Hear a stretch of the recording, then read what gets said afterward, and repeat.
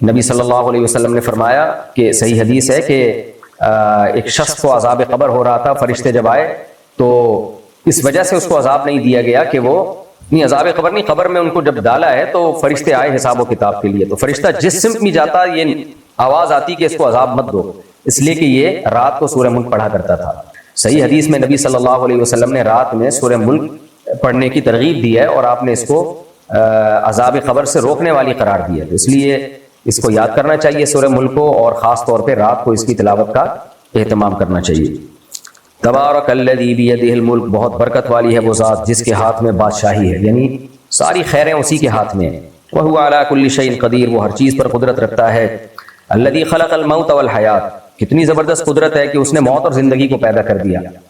آج تک سائنسدان حیات یعنی زندگی کو ایکسپلین نہیں کر سکے ہیں، زندگی ہے کیا، کیسے پیدا کیا، بس وہ کہتے ہیں ایک سیل وجود میں آیا، تب سیل وجود میں آیا، اس میں حیات زندگی کیسے پڑ گئی؟ تو اس لیے اللہ نے کہا وہ بادشاہ ہے، جو چاہے کر گزرتا ہے، تو اسی کی طاقتوں کا ایک اظہار تم نے اپنی آنکھوں سے دیکھ لیا کہ اس نے موت اور زندگی کو پیدا کیا ہے۔ لیبلوکم ایکم احسن عملا، کیوں پیدا کیا؟ دو باتوں کا کوئی جواب نہیں ہے آج جتنے بھی ماہرین ہیں، ایک یہ حیات کیا ہے، دوسرا اللہ نے زندگی پیدا کیوں کی ہے، تو دونوں باتوں کا قرآن ہی جواب دے سکتا ہے کیونکہ اللہ کا کلام ہے، اس لیے اللہ نے فرمایا لیبلوکم ایکم احسن عملا، اس نے اس لیے زندگی اور موت کو پیدا کیا، وہ دیکھنا چاہتا ہے تم میں اچھا عمل کون کرتا ہے، یعنی خاص طور پر انسان کی حیات اور موت کا تذکرہ ہے کہ انسان کی حیات اور موت اس لیے ہے کہ وہ دیکھنا چاہتا ہے کہ تم میں اچھا عمل کون کرتا ہے۔ یہ پوری کائنات تو اللہ نے پیدا کی، چاہے اس میں جانور ہوں یا اور دوسرے مخلوق ہو، اس کے بارے میں تو اللہ نے کیا فرمایا کہ سخر لکم ما فی السماوات و ما فی الارض جميعا منہ، یہ سب کچھ انسان کے لیے بنا ہے۔ انسان کو کس کے لیے بنایا؟ لیبلوکم ایکم احسن عملا، اللہ دیکھنا چاہتا ہے، آزمانا چاہتا ہے تم میں اچھا عمل کون کرتا ہے۔ دیکھیں قرآن میں 3 طرح کی آیات ہیں جس میں انسان کی پیدائش کا مقصد بتایا گیا ہے۔ ایک جگہ آتا ہے وما خلقت الجن والانس الا لیعبدون، میں نے انسان اور جنات کو صرف اپنی عبادت کے لیے پیدا کیا ہے۔ دوسری جگہ قرآن میں آتا ہے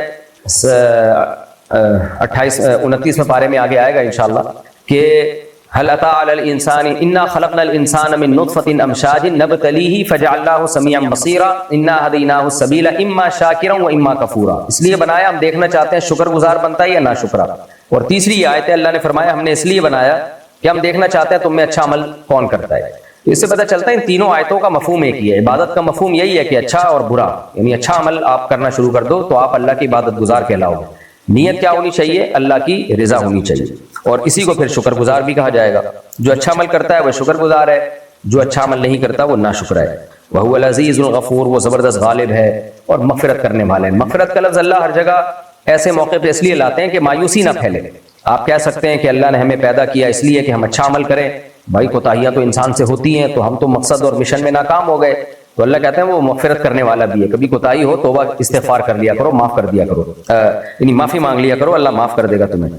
الذی خلق 7 سماوات طباقا، پھر اللہ اپنی قدرت بیان کرتے ہیں، کہتے ہیں نا کہ کوئی یہ کائنات خود سے بنی ہے، کوئی پیدا کرنے والا نہیں ہے، تو یہ کیسے ہو سکتا ہے بھائی؟ اللہ کہتے ہیں یہ وہ ذات ہے جس نے 7 مضبوط آسمانوں کو بنا دیا اوپر نیچے۔ سورہ نوح میں بھی یہ مضمون ہے، الم تروا کیف خلق اللہ 7 سماوات طباقا، نوح علیہ السلام نے اپنی قوم سے کہا تم دیکھتے نہیں ہو اللہ نے کیسے 7 مضبوط آسمان بنا دیے؟ یہاں سوال پیدا ہوتا ہے کہ وہ 7 آسمان تو ہمیں نظر نہیں آتے، تو اللہ کیسے کہتے ہیں کہ دیکھتے نہیں ہو؟ تو یاد رکھیں قرآن میں دیکھنے اور بصر کا مطلب غور و فکر بھی ہوتا ہے، بہت جگہ اس معنی میں یہ لفظ استعمال ہوا ہے۔ اس کی مثال ہے جیسے قرآن میں آتا ہے الم تر کیف فعل ربک باصحاب الفیل، اے مخاطب تو نے دیکھا نہیں ہاتھی والوں کے ساتھ ہم نے کیا کیا اصحاب فیل کے ساتھ مکہ میں؟ حالانکہ جب یہ آیتیں نازل ہو رہی تھی تو لوگ تھوڑی دیکھ رہے تھے، ہاں ایک ماضی میں ایک واقعہ نقل ہوتا چلا آ رہا تھا تواتر کے ساتھ، تو اس لیے کوئی خبر یقینی ہو چاہے ہم نے اپنی آنکھوں سے نہ بھی دیکھی ہو تو اس کو بھی دیکھنے سے تعبیر کیا جاتا ہے۔ بہت سے لوگوں نے ورلڈ ٹریڈ سینٹر اپنے آنکھوں سے تباہ ہوتے ہوئے نہیں دیکھا، لیکن ہم ان کو کہتے ہیں تم دیکھا نہیں تم نے کہ 9/11 کیسا واقعہ تھا، جہاز کیسے عمارتوں سے آ کے ٹکرائے؟ تو یہاں بھی قرآن کہتا ہے کہ تم نے دیکھا نہیں 7 آسمان کیسے بنائے، کیونکہ 7 آسمانوں کا وجود تواتر سے ثابت ہے۔ نوح علیہ السلام سے پہلے بھی آدم علیہ السلام سے یہ بات چلی آ رہی تھی کہ اللہ نے 7 مضبوط آسمان بنائے ہیں، تو یہ علم لوگوں کے دلوں میں یقینی طور پر بیٹھ چکا ہے، جو آسمانی کتابیں پڑھتے ہیں ان میں تو خاص طور پر کہ آسمان 7 ہی ہیں۔ جیسے آدم علیہ السلام سے انسانیت کی ابتدا ہوئی ہے، یہ بات اتنی مشہور و معروف ہے کہ اس کو جھوٹا قرار دینا ممکن نہیں ہے۔ تمام مذاہب آسمانی سب اس پہ متفق ہیں کہ پہلا انسان دنیا میں آدم تھا۔ تو اس لیے اللہ فرماتے ہیں کہ جس نے 7 مضبوط آسمان بنائے ما ترى فی خلق الرحمن من تفاوت، تم رحمان کی تخلیق میں کوئی خلل نہیں دیکھو گے۔ آج تو یہ آیت ہمیں بالکل واضح طور پر ثابت کرنا، جو خلائی مشن پہ سائنسدان جاتے ہیں کیسے کیسی کائنات کے رازوں سے پردہ اٹھاتے ہیں، بے اختیار انسان کے منہ سے سبحان اللہ نکلتا ہے، کیسی کائنات بنائی ہے اس نے، ہر چیز میں بیلنس ہے۔ تو اللہ کہتے ہیں تجھے کائنات کی تخلیق میں کوئی خلل نظر نہیں آئے گا، ہر چیز کو پرفیکٹ بنایا ہے، ہر چیز کو، پھولوں کو دیکھ لیں، پھلوں کو دیکھ لیں، ایسی پرفیکشن ہے ایک ایک چیز میں کہ بنانے والے کا انکار کرنا ممکن نہیں۔ آپ کہہ سکتے ہیں معذور بچے بھی تو پیدا ہوتے ہیں، دیکھیں وہ بھی اس کائنات کا ایک حصہ ہے، یعنی وہ بھی اس پرفیکشن کا ہی ایک پارٹ ہے کہ کبھی کبھی معذور بھی پیدا کروں گا میں، تاکہ پتہ چلے کہ صحت مند کیا ہوتا ہے، معذور کیا ہوتا ہے، بیمار بھی ہوں گے تاکہ پتہ چلے کہ صحت مند کیا ہوتا ہے اور بیمار کیا ہوتا ہے۔ تو ہم اپنے حساب سے کسی چیز کو پرفیکٹ سمجھتے ہیں، جو بنانے والا ہے وہ اپنے حساب سے دیکھتا ہے۔ فرجع البصر، اللہ کہتے ہیں دوبارہ نظر لوٹا، ہل تری من فطور، تجھے کوئی خلل نظر آ رہا ہے اس کائنات میں؟ جب سے آیتیں نازل ہوئی ہیں، بلکہ اس سے پہلے سے لوگ کائنات میں غور کرتے ہی چلے آ رہے ہیں، کرتے چلے جا رہے ہیں، سمندروں کی تہ میں گھس گئے، آسمانوں کی بلندیوں میں چلے گئے، ایٹم کو پھاڑ کے دیکھ لیا، کوئی خلل بھائی کہیں بھی نظر نہیں آیا۔ اس لیے اللہ کہتے ہیں دوبارہ غور کر، ہل تری من فطور، دوبارہ غور کر، کیا تجھے کوئی عیب نظر آیا اس کائنات میں؟ ثم مرجع البصر، اللہ کہتے ہیں پھر اپنی نظر کو دوبارہ لوٹا۔ کتنی بار قرآن دیکھیں تاکید کر رہے ہیں، کائنات میں غور و فکر کا حکم دے رہے ہیں۔ کائنات میں آج غور و فکر ہوتا ہے مگر خدا کی تلاش کے لیے نہیں، مادی ترقی کے لیے۔ اللہ کہہ رہے ہیں غور و فکر کرو، ٹھیک ہے مادی ترقی کے لیے بھی، لیکن اللہ کو بھی تو تلاش کرو، اس کی قدرت میں بھی تو یقین کرو۔ سارا ڈارون کی کھاتے میں ڈال دیا، آنکھ پہ غور کرو تو انسان پکار اٹھتا ہے کہ یہ خود بخود نہیں بن سکتی، ایک ایک پارٹ انسانی باڈی کا ہو ہی نہیں سکتا کہ خود بن سکے وہ۔ اس لیے اللہ کہہ رہے ہیں بار بار غور کر، ثم مرجع البصر، دوبارہ نظر اٹھا اپنی۔ دیکھیں یہ نظر سے مراد ہے غور کرنا۔ ہم کہتے ہیں ذرا نظر اٹھا کے دیکھ تجھے دنیا میں کیا کچھ نظر آئے گا، اور تو مقصد ہوتا ہے عقل سے کام لینا۔ کرتین، بار بار نظر لوٹا، ینقلب الیک البصر خاسئا، لوٹ آئے گی تیری نظر تیری طرف ذلیل ہو کے۔ یہ ذلیل کا لفظ اللہ اس لیے استعمال کر رہے ہیں کہ جو کافر ہے نا، کافر وہ انکار کرتا ہے نا خدا کا یا توحید کا انکار کرتا ہے، تو اللہ کہتے ہیں ادھر ادھر جا کے مناظرے کرنے کی ضرورت نہیں ہے، قیصر راجہ سے مناظرہ کرنے کی ضرورت نہیں ہے، کر لے تو مار ہی کھائے گا انشاءاللہ، لیکن تو اس کائنات میں جب غور کرے گا نا تو خود ہی ذلیل ہو جائے گا۔ تو بصیرت کی آنکھوں سے غور کر۔ میں نے ایک ملحد کو مرغی کی ایک ویڈیو بھیجی جنگل میں، کیسے وہ اپنے چھوٹے چھوٹے چوزوں کے لیے ایک بڑے پرندے سے، عقاب سے لڑ رہی ہے۔ میں نے کہا بتاؤ اس کے دل میں ماں کی ممتا کس نے پیدا کی ہے؟ کیا یہ بھی ایوالو ہونے کا نتیجہ ہے؟ سب کچھ ایوالو ہو گیا، فطرت اتنی ہوشیار ہے کہ سب کچھ سب کو اس نے خود ہی سکھا دیا۔ یہ نہیں ہو سکتا بھائی کہ یہ کوئی خدا کے بغیر اتنی پرفیکشن ہو جائے کہ مرغی 24 گھنٹے میں اپنے انڈوں کو پورا چکر دے کے گھمائے تاکہ 12 گھنٹے ادھر گرمی ملے، 12 گھنٹے دوسری طرف گرمی ملے۔ ایسی پرفیکشن کہ جس دن چوزے نے انڈے سے باہر آنا ہوتا ہے اسی دن اس کی چونچ پہ ایک دھار پیدا ہوتی ہے اور وہ انڈے کی چھلکے کو توڑ کے باہر آ جاتا ہے اور وہ دھار فوراً ختم ہو جاتی ہے۔ ایسی پرفیکشن بھائی خود بخود نہیں ہو سکتی۔ تو اس لیے آپ جو خدا کے وجود کے لیے، خدا کے وجود کے مدعی ہیں، ان سے مناظرہ تو ہارو گے ہی آپ، لیکن اگر آپ خود بھی غور و فکر کرو نا، اس کائنات میں عیب تلاش کرو، تو اللہ کہتے ہیں تو بھی ذلیل ہو جاؤ گے۔ تو اس کے لیے آن لائن ذلیل ہونا ضروری نہیں ہے، تم اس کائنات میں غور و فکر کرو گے تو خود ہی ذلیل ہو جاؤ گے کہ تمہیں خود لگے گا کہ ہم ہار گئے ہیں خدا کے مقابلے میں اور ہمارے دلائل کمزور ہیں۔ اس لیے اللہ نے فرمایا ینقلب الیک البصر خاسئا، لوٹے گی تیری نظر تیری طرف ذلیل ہو کے۔ کیا بلاغت ہے دیکھیں، یعنی گویا نظر جو ہے وہ مناظرہ کرنے نکلی ہے کائنات میں غور و فکر کرنے کے لیے، اور کہہ رہی ہے ملحد کو کہ میں جیت کے آؤں گی اور تیرا پلڑا بھاری رہے گا۔ لیکن اللہ کہتے ہیں کہ غور کر کر کے تھک جائے گا نا، ایک ایک چیز میں ایسی تجھے قدرت کے کمالات نظر آئیں گے کہ تیری نظر ذلیل ہو کے لوٹے گی اور بولے گی بھائی میں میچ ہار چکی ہوں، میں مناظرہ ہار چکی ہوں۔ وہو حسیر، اور وہ تھک بھی چکی ہوگی، یعنی دوبارہ اس کی ہمت نہیں ہوگی، پھر کے تھک بھی چکی ہوگی۔ وَلَقَدْ زَيَّنَّا السَّمَاءَ الدُّنْيَا، تحقیق ہم نے مزین کر دیا ہے قریبی آسمان کو، یعنی دنیاوی آسمان کو، بِمَصَابِيحَ، چراغوں سے۔ اس ایک ایک چراغ پہ غور کر لو، کیا کچھ قدرت کے کمالات نظر آئیں گے، اتنی انرجی کہاں سے آ رہی ہے۔ صرف سورج ہی ایک ایسا چراغ ہے جس پہ آپ غور کر لو۔ وَجَعَلْنَا رُجُومًا لِلشَّيَاطِينِ، اور ہم نے ان چراغوں کو شیطانوں کے مارنے کا ذریعہ بھی بنایا ہے۔ یہاں بھی بعض ملحد اعتراض کرتے ہیں کہ یہ جو ستارے ٹوٹتے ہیں یہ تو ایک نیچرل پروسیس ہے، اس سے یہ ہوتا ہے کہ کوئی دوسرا ستارہ آ کے کسی سے ٹکراتا ہے تو پھر اس کے ذرات نکل کے دور جاتے ہیں، یا جو کائنات میں بہت سارے آوارہ ستاروں سے ٹوٹے ہوئے ذرات جو ہے وہ آوارہ گردی کرتے چلے آ رہے ہیں، پھر رہے ہیں، لوفری کر رہے ہیں کائنات میں، کبھی وہ ہماری زمین کے قریب آتے ہیں تو زمین سے جو گریوٹی ہے ان کو کھینچتی ہے تو ہوا میں رگڑ کھا کے وہ جل جاتے ہیں. تو ایک نیچرل ہے، اس کا شیطانوں سے کیا تعلق؟ دیکھیں نیچرل پروسیس کا ہوتے ہوئے بھی قدرت کسی سے انتقام لے سکتی ہے. اللہ نے کسی کو مارنا ہوتا ہے، سڑک کے بیچ میں آ جاتا ہے اور ٹرک کو چلتا ہوا چلا جاتا ہے، تو یہ ایک نیچرل ہی ہے، لیکن اس میں اللہ کے ارادے کا دخل ہوتا ہے. کسی کی موت اللہ نے جلدی لکھی ہے، کسی کی موت بعد میں لکھی ہے. آپ کے مرنے کا ٹائم ہوتا ہے، کوئی حادثہ ہو جاتا ہے، وہ حادثہ بھی نیچرل ہی ہوتا ہے. بیماریاں بھی، جراثیم حملہ کرتے ہیں تو بیماریاں ہوتی ہیں. تو اسباب، اللہ نے اس کائنات کو اسباب سے ہی جوڑا ہوا ہے، اور انہی اسباب کو استعمال کر کے اللہ کسی کو ترقی دیتے ہیں، کسی کو اللہ تعالیٰ گراتے ہیں. تو یہ جو ثاقب ہیں، یعنی عربی اردو میں اس کو پتہ نہیں کیا کہتے ہیں، شہاب ثاقب، یہ جو ٹوٹتے ہیں نا، تو یہ ان کا ٹوٹنا گو کے نیچرل ہو، لیکن اگر اللہ اس سے یہ کام لے رہا ہو یا فطرت اس سے یہ کام لے رہی ہو کہ جنات کو بھی اس سے مارا جا رہا ہو، ان کو بھی فائر کیا جا رہا ہو تاکہ وہ اوپر نہ جا سکیں، اس میں کوئی سائنس کے خلاف بات نہیں ہے، کوئی ایسی بات نہیں ہے جس کو ہم کہیں کہ قرآن کی باتیں سائنس کے خلاف ہیں. تو شہاب ثاقب جو ٹوٹتے ہیں نا اور وہ جاتے ہیں، ٹھیک ہے، رگڑ کھا کے وہ جل کے ہلاک ختم ہو جاتے ہیں، لیکن اس کے ذریعے اللہ تعالیٰ نے آسمان کو محفوظ بھی کیا ہوا ہے جنات کے اوپر جانے سے، کیونکہ جنات کو اللہ نے یہ طاقت دی ہے کہ وہ سیکنڈوں میں وہ ایک جگہ سے دوسری جگہ ٹریول کر سکتے ہیں. تو ان کی اسپیڈ لائٹ سے بھی زیادہ ہے، یہ اللہ نے ان کو طاقت اور قدرت دی ہے.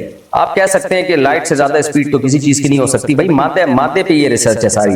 جنات اور فرشتوں کا جہان ایک بالکل ڈیفرنٹ ہے، ایک الگ جہان ہے، تو ان کو اس کائنات کے فارمولوں پہ اور فزکس کے ان اصولوں پہ قیاس نہیں کیا جا سکتا. تو اللہ تعالیٰ نے قرآن میں یہ جگہ جگہ یہ کہا ہے کہ ان کے ذریعے جنات کو بھی مارا جاتا ہے. اور اس کا یہ مطلب نہیں ہے کہ جب بھی شہاب ثاقب ٹوٹے گا تو کسی جن کی پٹائی ہی ہو رہی ہوگی، یہ لازمی نہیں ہے. بعض دفعہ اس عمل سے جنات کو مارنے کا کام لیا جاتا ہے، بعض دفعہ نہیں لیا جاتا. تو اللہ فرماتے ہیں ہم نے ان کو شیاطین کے مارنے کا ذریعہ بھی بنایا. وَأَعْتَدْنَا لَهُمْ عَذَابَ السَّعِيرِ، اور یہ سرکش شیاطین کا دنیا میں عذاب ہے، اصل میں ہم نے ان کے لیے جہنم کی آگ تیار کر کے رکھی ہے. تو اس سے پتہ چلتا ہے کہ جیسے جنت اور جہنم انسانوں کے لیے ہے، ایسے ہی جنات کے لیے بھی ہے.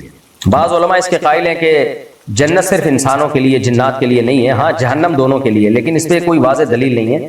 جنت اور جہنم دونوں انسانوں اور جنات کے لیے، کیونکہ سورہ رحمان میں اللہ نے جب جنت کی نعمتیں بیان کی ہیں تو فَبِأَيِّ آلَاءِ رَبِّكُمَا تُكَذِّبَانِ سے خطاب کیا کہ اے جنات اور انسانوں، تم اپنے رب کی کون کون سی نعمتوں کو جھٹلاؤ گے. تو یہ بہت بڑی دلیل ہے کہ جنت جناتوں کے لیے بھی ہے، جنات کے لیے بھی ہے. جنات خود ہی ایک جمع ہے. وَلِلَّذِينَ كَفَرُوا بِرَبِّهِمْ، اور اللہ فرماتے ہیں وہ لوگ جو اپنے رب کا انکار کرتے ہیں، للذین، ان کے لیے، عذاب جہنم، جہنم کا عذاب ہے. شاید ترجمے میں یہ آیت رہ گئی تھی. وبئس المصیر، اور کیا ہی برا ٹھکانہ ہے. اذا القوا فیہا، پہلے اللہ نے اپنی قدرت بیان کی نا، اپنے ہونے کے دلائل دیے، تو ظاہر ہے اللہ کہتے ہیں ان دلائل کے دیکھنے کے بعد بھی جو اپنے رب کا انکار کریں گے ان کے لیے پھر بھڑکتی ہوئی آگ کا عذاب ہے، اور کیا ہی برا ٹھکانہ ہے. اذا القوا فیہا، جب ڈالے جائیں گے یہ اس میں، سمعوا لہا شہیقاً، تو ایک دہشت ہوگی جہنم کی، بہت زوردار آواز ہوگی. آج ناسا نے جو سورج کے قریب جو خلائی شٹل بھیجی ہوئی ہے، آپ اس سے آوازیں سنیں، کتنی ڈینجرس آوازیں اس نے ریکارڈ کی ہیں. تو میں جب وہ سنتا ہوں تو جہنم کا تصور دماغ میں آتا ہے کہ جہنم کی جو شعلے ہیں وہ تو اس سے بھی زیادہ بلند ہوں گے. سمعوا لہا شہیقاً، ایک بہت زوردار خوفناک آواز ہوگی. وہی تفور، اور وہ جوش مار رہی ہوگی جہنم. کتنا جوش ہوگا اس کے اندر. تکاد تمیز من الغیظ، قریب ہے کہ وہ غصے سے پھٹ پڑے. علماء کہتے ہیں یا تو اس سے حقیقت مراد ہے کہ جہنم کو ہو سکتا ہے اللہ نے اتنا شعور دیا ہو کہ نافرمانوں پہ اس کو غصہ آ رہا ہو، اور یہ بھی ہو سکتا ہے کہ یہ کنایا ہو اس کی جوش کو بیان کرنے کے لیے. جیسے بھٹی جب جل رہی ہوتی ہے نا، اس کا ٹیمپریچر 1000 ڈگری ہوتا ہے، اور اس میں آپ فولاد ڈال کے اس کو پگھلا رہے ہوتے ہیں، تو لوگ کہتے ہیں دیکھنے میں کیا لگتا ہے، تو اس کو زبان سے کیا تعبیر کیا جاتا ہے، یار اس میں تو بہت غصہ ہے، بہت غضب ہے اور بہت زیادہ جوش ہے اس کے اندر. تو غصے میں بھی انسان میں جوش پیدا ہوتا ہے. تو یہ جہنم کا جو ٹیمپریچر ہے، اس میں جو آگ کے شعلے ہیں، اس شعلوں کو بیان کرنے کی صرف ایک تعبیر بھی ہو سکتی ہے کہ اتنا جوش ہوگا کہ تمہیں لگے گا کہ گویا کہ یہ غصے سے پھٹ نہ جائے. تو یہ ایک تعبیر بھی ہو سکتی ہے محض. اللہ ہم سب کو اس آگ سے بچائے. کلما القی فیہا فوج، جب بھی اس میں کوئی جماعت یا گروہ ڈالا جائے گا، جہنم میں گروہ در گروہ لوگ جائیں گے. ایک جیسے اعمال والے لوگ، بدعمالیوں والے لوگ ایک صف میں، پھر ان سے زیادہ بڑے کافر یا ان سے چھوٹے درجے کے وہ دوسرے میں. تو اس طرح لوگوں کے گروہ بنائے جائیں گے. جیسے قیدیوں میں ہوتا ہے نا، ایک درجے کے، ایک ہی جیل کے ایک ہی کمرے میں جانے والے قیدیوں کی ایک الگ جماعت ہوتی ہے، دوسروں کی الگ جماعت ہوتی ہے. کلما القی فیہا فوج، جب بھی اس میں کوئی جماعت ڈالی جائے گی، سألہم خزانتها، تو جہنم کے داروغہ ان سے پوچھیں گے تعجب سے، الم یاتکم نذیر، کیا تمہارے پاس کوئی ڈرانے والا نہیں آیا تھا؟ اتنی ہولناک اور بھیانک جگہ میں تم آ رہے ہو، کسی نے تمہیں اس کے بارے میں بتایا نہیں تھا؟ قالوا بلا، وہ کہیں گے کیوں نہیں، قد جاءنا نذیر، ہمارے پاس ڈرانے والا آ چکا تھا۔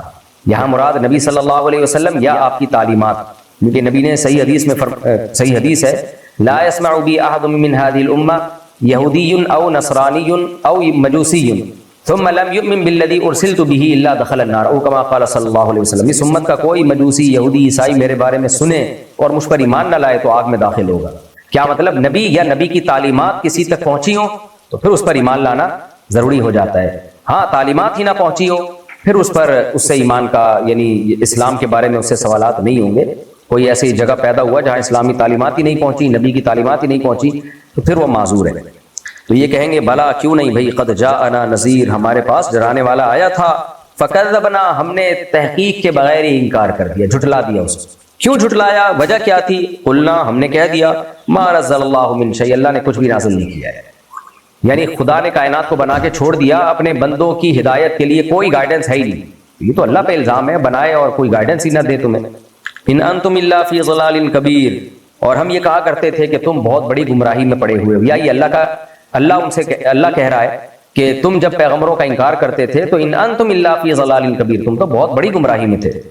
وقالوا لو كنا نسمع، وہ جہنمی کہیں گے داروغہ سے، فرشتوں سے، لو كنا نسمع، اگر ہم سنتے، او نعقل، یا عقل سے کام لیتے، یعنی ان پر اعتماد کی بنیاد پر شریعت کو فالو کرتے، یا خود عقل سے کام لے کے فیصلہ کرتے کہ واقعی ان کی تعلیمات درست ہیں اور ان کی باتیں درست ہیں۔ دیکھیں دلائل دو طرح کے ہوتے ہیں، ایک عقلی اور ایک نقلی۔ نقل کا مطلب ہوتا ہے کہ کسی اوتھینٹک آدمی سے آپ کوئی خبر سن کے اس کی خبر پہ یقین کر لیتے ہیں، مستند آدمی سے، تو اس کو کہتے ہیں نقل، یعنی مستند خبر پہ آپ نے یقین کر کے اس کو فالو کرنا شروع کر دیا۔ اور ایک ہوتی ہے عقل، کہ خبر تو نہیں ہے لیکن خود عقل سے کام لے کے آپ نے فیصلہ کیا کہ یہ کام ٹھیک ہے۔ یہ دونوں ہی دلائل ہیں جو انسان کو حق تک پہنچاتے ہیں۔ تو کہیں گے کہ اگر ہم سنتے یا عقل سے کام لیتے، یعنی ہم پیغمبر کو فالو کر لیتے، ما کننا فی اصحاب السعیر، تو ہم آگ والے لوگوں میں آج نہ ہوتے۔ فاعترفوا بذنبہم، اللہ کہتے ہیں دیکھو اپنے گناہ کا اعتراف کر لیا لیکن کوئی فائدہ نہیں ہے۔ فسحقا لاصحاب السعیر، بھڑکتی ہوئی آگ والوں کے لیے پر لعنت ہو، اللہ کی رحمت سے دوری۔ آج یہ اعتراف کوئی کام نہیں آئے گا تمہارے۔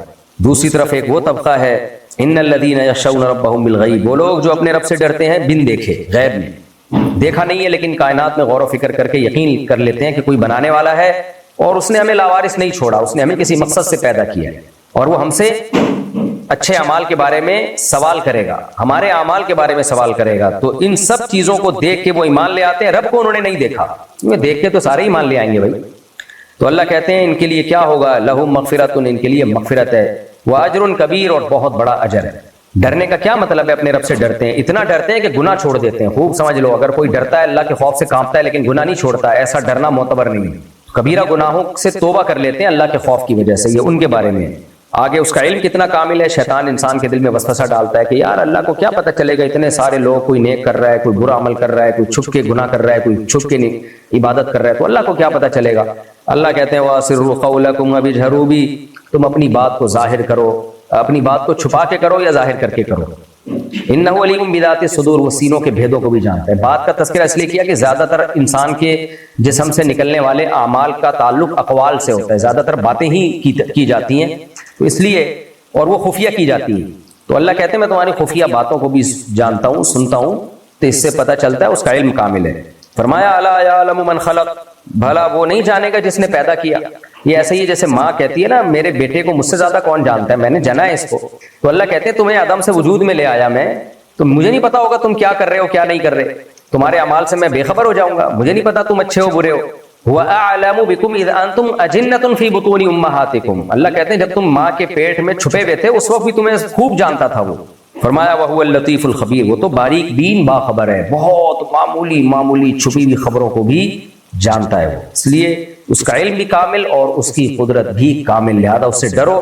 اور حاصل ان آیتوں کا خلاصہ یہی ہے کہ پیدا اس نے کیا دیکھنے کے لیے کہ کون اچھا کرتا ہے کون برا کرتا ہے، تو اس سے ڈرو، برائی کو چھوڑو اور اس کی رضا کے لیے اور جنت کی طمع اور لالچ میں اچھائی کی طرف آگے بڑھو۔ فرض نماز کی قضا کا ترتیب سے ادا کرنا کب لازم ہوتا ہے؟ دیکھیں نبی صلی اللہ علیہ وسلم کی جنگ کے موقع پہ غزوہ خندق میں نمازیں قضا ہوئیں، تو اور اس وقت جنگ کی حالت میں نماز کیسے پڑھی جائے گی اس کا طریقہ آسمان سے نازل نہیں ہوا تھا، تو اس لیے آپ کی نمازیں قضا ہوئیں، تو پھر آپ صلی اللہ علیہ وسلم نے ان نمازوں کو ترتیب سے ادا کیا ہے۔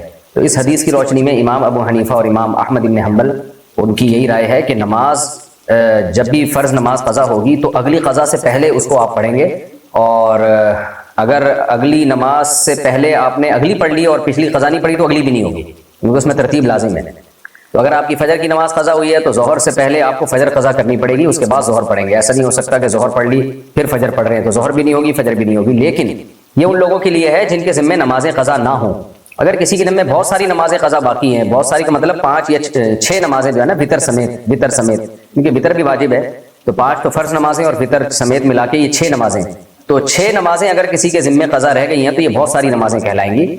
تو پھر ایسی صورت میں اس پہ ترتیب لازم نہیں ہے۔ پھر اگر وہ کوئی نماز قضا ہوتی ہے تو قضا نماز بعد میں پڑھ لے اور ادا پہلے پڑھ لے تو اس کی نماز ادا ہو جائے گی۔ لیکن اگر کسی کے ذمہ قضائے عمری باقی نہیں ہے تو نماز پڑھتا آ رہا ہے یا جتنی نمازیں اس کے ذمے میں تھیں وہ قضا کر چکا ہے، اب اس کے ذمے میں نمازیں قضا باقی نہیں رہی ہیں، تو پھر اس پر یہ لازم ہے کہ ایک نماز قضا ہوتی ہے تو دوسری پڑھنے سے پہلے اس کو پہلی والی قضا پڑھنی پڑے گی۔ کیا خلا لینے کے بعد عدت میں رجوع ممکن ہے؟ خلا کے پیپر پہ اگر شوہر نے سائن کر دیے ہیں تو خلا پھر نکاح ٹوٹ جاتا ہے، اس سے طلاق بائن کے حکم میں ہے، اس میں رجوع نہیں ہو سکتا۔ ہاں دوبارہ نکاح ہو سکتا ہے کیونکہ وہ ایک طلاق کہلاتی ہے، وہ 3 طلاقیں نہیں ہوتی۔ کیا حالت جنابت میں صرف تیمم سے جمعہ کی نماز جائز ہے؟ نہیں جی، جنابت کی حالت میں تیمم نہیں، پورا پراپر غسل کرنا پڑے گا آپ کو، وضو بھی کافی نہیں ہے، غسل کر کے نماز پڑھنی پڑے گی۔